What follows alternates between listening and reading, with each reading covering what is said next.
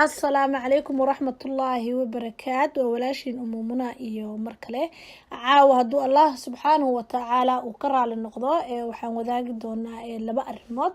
أرنتو كواد عاو وحي دبسعطا يوتيوب كي كان كهريي أو أها والدك سيابها ku beeli karo ama looga qaadi karo xuquuqda waalidnimo qodob kamid ah hadaba qodobkani waa safety-ga ilmaha waxaana dul istaagayaa dhinaca ilmaha yaryar oo 5 sano ka yar iyo waxyaabaha ka imaada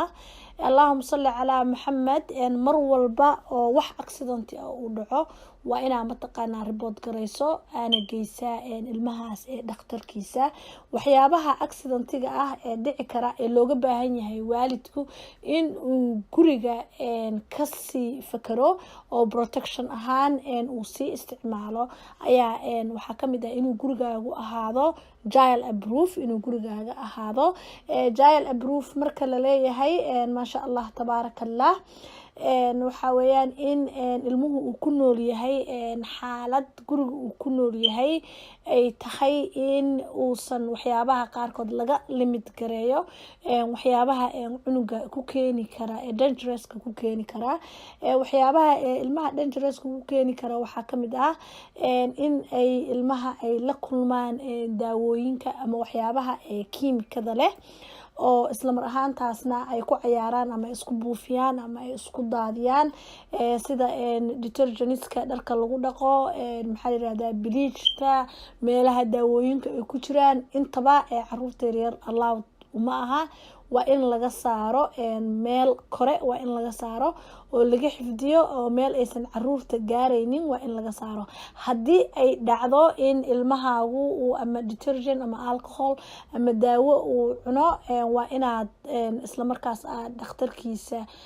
u wacdaa oo right away aad mataqaana aad geysaa emergency-ha si loogu yeero poison control si loogu yeero waxyaabaha sunta ah marka ilmaha jirkiisa galay right away si looga saaro sida ugu dhaqsaha badan waxyaabaha kale ee soo hoosgali kara ayaa waxa kamid ah in ilmuhu uu meel ka dhaco ama uu gacanta meel iskaga xiro ama uu dabka ku gubto everywhere oo gurigaaga kamid ah waxa jira child lock oo loogu talagalay in lagu xiro sida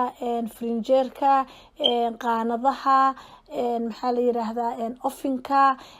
daaqadaha guriga intaba in aad ku xiri karto child lock in aad ku xiri karto oo laagaas hadda sawirada ka muuqda waa laagaga jira waxa ka heli kartaa Walmart-ga Target-ka iyo waxyaabaha la midka ah dukaamada waaweyn ee la midka ah intaba waa ka heli kartaa child lock marka in aad u isticmaasho in aad ka xirto oo meelahaas aad kaga xirto oo uusan furan karin ilaa iyo irdaha daaqadaha intaba aad iska adkayso kagana xirto waxyaabaha noocaas ah si mataqaana ilmahaagi uusan daaqada uusan ooga dhicin oo uusan mataqaana guriga 2 dabaq ama 3 dabaq ah uusan daaqadii cunugiisa fudud aysan ugu furmanin ama iridii uusan ka bixin oo iridii aysan u furmanin frinjeerka iyo maxaa la yiraahdaa ofinka labadaba way leedahay oo meelo fara badan oo gurigaaga kamid ah ayaa kaga xiri kartaa isla mar ahaantaas laagaas waxa kale oo soo raaca electric maxaa la yiraahdaa electricity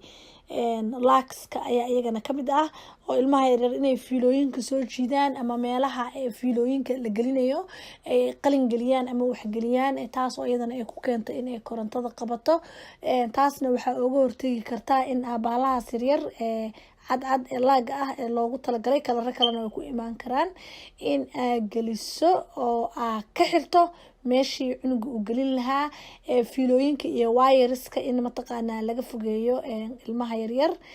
Allahumma salli ala Muhammad daawooyinka in ay leeyihiin cabinet-yo u qaas ah oo aysan caruurtu gaareynin ayaa aad iyo aad muhiim u ah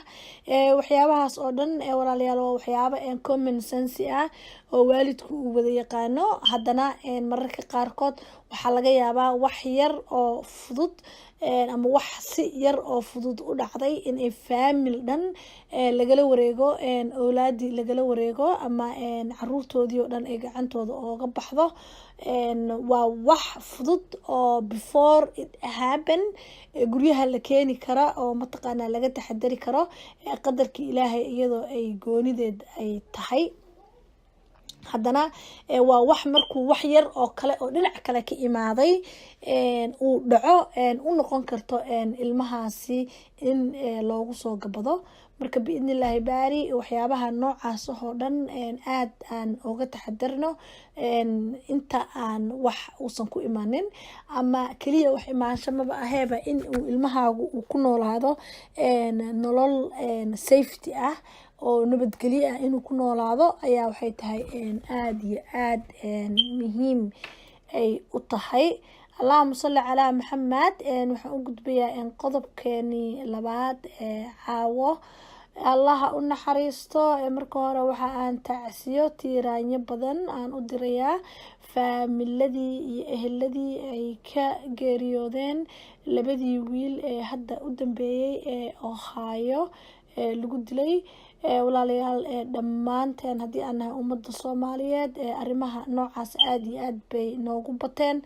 dhammaan waalidkii horey ee arrimahan oo kale ee ugu soo dhacday meel alaaliya meesha adduunyada ay kaga nool yihiinba ilaahay subxaanahu watacaala waxaan uga baryaynaa inuu samir uu ku irsaaqo inuu ilaahay subxaanahu watacaala dhammaan wiilasha ama dhalinyarada sidaas oo kale ku baxdan inuu ilaahay subxaanahu watacaala uu u dambi dhaafo ayaan rabbiga samaawaadka aan u weydiinaynaa imaa laakiin asa community walaalayaalow dhammaanteen ruux walba waa mas-uul oo communitiga ka mid ah haddii uu yahay dhalinyaro iyo haddii uu yahay ruux weynba xaqiiqdii arrimahan soo noqnoqonaya arrimo badan baa ka dambeeya habasa ahaatee laakiin waxaa loo baahan yahay in communitiga shaqsi walba oo inaga mid ah indhihiisa uu gooni uu u furo islamar ahaantaasna haddii uu wax arko uu ribood gareeyo si mataqaanaa generationada soo socda iyo hadda dhalinyarada inta hartayba intii la badbaadin kara ee looga badbaadiyo oo ruux walba uu la xiriiri karo xarumaha booliiska uu la xiriiri karo wax alaale iyo waxa uu arkana uu sheegi karo iyo waxa aa maqashaba inaa sheegi karto ayaa waxay tahay muhiim adiga oo badbaadinaya bulshadaada adiga oo badbaadinaya ilaa ummadda soomaaliyeed ayaga ay istaagaan oo gacmaha isqabsadaan oo dhexdooda mataqaanaa justice ay isku qaadaan mooyaane arrimahan noocan ah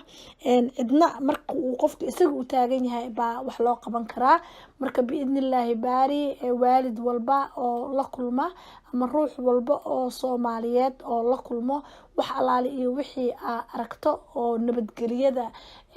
caruurta dhalinyarada ama wadanka ay joogtidba wax ku noqonaya if you see something say something marka haddii aad wax aragto waa inaa wax alaali iyo waxa aa aragto aad ka hadashaa haddii ay wax weyn oo wadanka aa ku nooshahay nabadgelyadiisa dhibaato u geysanayana waa inaad ribood garaysaa haddii ay tahay wax mataqaanaa dhalinyarada gudaheeda iyo communitigaaga dhibaato u geysanayana waa inaad local booliiska aad mataqaanaa law enforcementiga inaad u maxaa la yiraahdaa aada ribood garaysaa muhiim ma aha in qofka magaciisa iyo meesha uu joogaba la yaqaano qofka wax ribood garaynayo waxaan laga yaabaa adiga waxba inayna kaaga imaanaynin laakiin ilamaa in aa mataqaanaa aa wax badbaadiso mooyaane marka biidnillaahi baari arrintan aada iyo aada usoo noqnoqotay ina arrimaha noocana dhammaanteen aan iska wacyigelino ruux walba oo soomaali ahna meel alaali iyo meesha aad joogtid iyo dhalinyarada aad la nooshahay intaba waxaa kaa saaran mas-uuliyad baa kaa saaran biidnillaahi baari dhammaan waalidiinta ilmaha laga qaatay iyo waalidiinta ilmahooda ay ku baxeen arinta noocan oo kaleeta ay ku baxeen dilalkan socda ay ku baxeenba dhammaanba ilaahay subxaanahu watacaala waxaan ooga baryaynaa inuu ilaahay subxaanahu watacaala uu qalbiga inuu u qaboojiyo rabbina waxaan ka magan galaynaa in awlaad dambe oo soomaaliyeedna aan la qaadanin, in dhalinyaro soomaali ah oo soo kacdayna ina ilaahay subxaanahu watacaala dhibaatooyinkaas oo kale inuusan ku salladin ayaan allah subxaanahu watacaala aan weydiisanaynaa. waa walaashiin umumuna oo idin leh biidnillah qodobada kale ku saabsan maxaa keeni kara in waalidka uu beelo ama laga qaado xuquuqda waalidnimo qodobo badan waaye mid ayaan biidnillahi baari aan u dul istaagi doonaa hadduu ilaahay subxaanahu watacaala uu ka raali noqdo. dhinaca kalena biidnillaahi baari arrimihii kale ee dhanka kale nooga socday ahaa isqurxinta iyo maasha allah tabaarakallah iyo caafimaadka guudna biidnillah iyagana waan wada wadaagi doonaa haddii ilaahay subxaanahu watacaala uu ka raali noqdo. waa walaashiin umumuna oo idin leh meel allaale iyo meesha aad joogtaanba. assalaamu calaykum waraxmatullaahi wabarakaatu.